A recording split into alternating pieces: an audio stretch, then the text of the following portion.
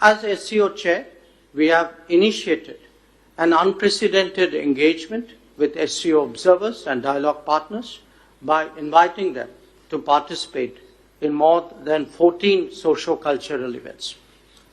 Dear colleagues, as a result of the COVID-19 pandemic and geopolitical upheavals, the world is today facing a multitude of challenges.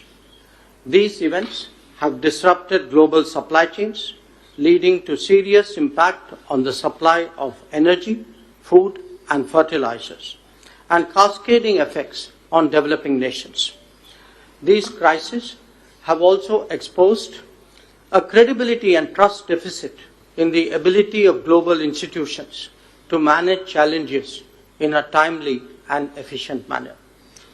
These challenges, however, are also an opportunity for member states of the SCO to collaborate and address them collectively.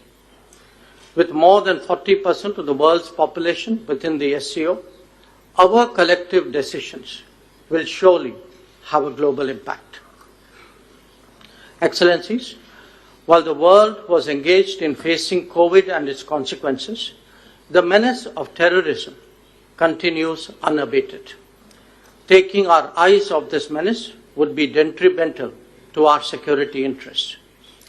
We firmly believe that there can be no justification for terrorism, and it must be stopped in all its forms and manifestations, including cross-border terrorism. The channel of finances for terrorist activities must be seized and blocked without distinction. Members need not be reminded that combating terrorism is one of the original mandates of the SCO. The unfolding situation in Afghanistan remains at the center of our attention. Our efforts should be directed towards the welfare of the Afghan people. Our immediate priorities include providing humanitarian assistance, ensuring a truly inclusive and representative government, combating terrorism and drug trafficking, and preserving the rights of women, children, and minorities. India has always stood for multilateral approaches to addressing global challenges and has always been a willing partner in sharing our expertise and experience. In this regard, India's own achievement in the field of startups and innovation is a remarkable journey. Today, there are more than 70,000 startups in India, of which more than 100 are unicorns. We stand ready to share our experience with member states. Colleagues, in this context, I would like to express my gratitude to all of you for supporting India's proposal of creation of 2 new working groups on startups and innovation and on traditional medicines last year. I'm happy to note that the regulations to operationalize these working groups have been approved by member states. Excellencies, SCO is in its 3rd decade of existence, and this is an opportune time for its reform and modernization to keep the organization relevant in a rapidly transforming world. I'm pleased to note that the discussions on the issues of reform and modernization of the organization have already commenced. I assure you that India will extend its constructive and active support for this process. I also seek the support of member states for the long-standing demand of India to make English as the 3rd official language of the organization.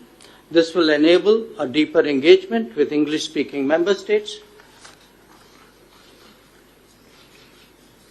of the SCO and will take the work of this organization to a wider global audience. I'm happy to note that the progress on ongoing process for the admission of Iran and Belarus as full members of the SCO. I thank the Secretariat for their efforts in that direction.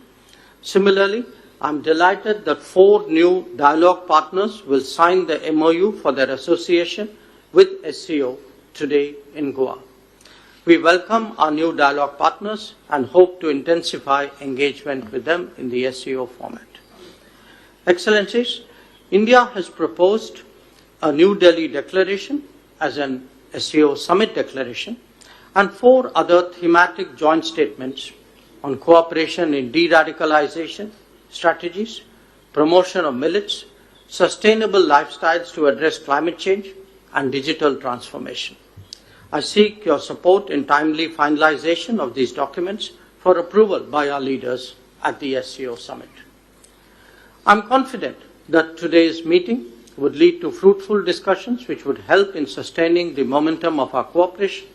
I once again wholeheartedly thank you all for your support for the first ever SCO Presidency of India, and I sincerely hope that we can get together to make the SCO Heads of State Summit meeting a great success. Thank you. With that, may I now request our friends from the media to please leave the meeting hall so that the proceedings can thereafter continue.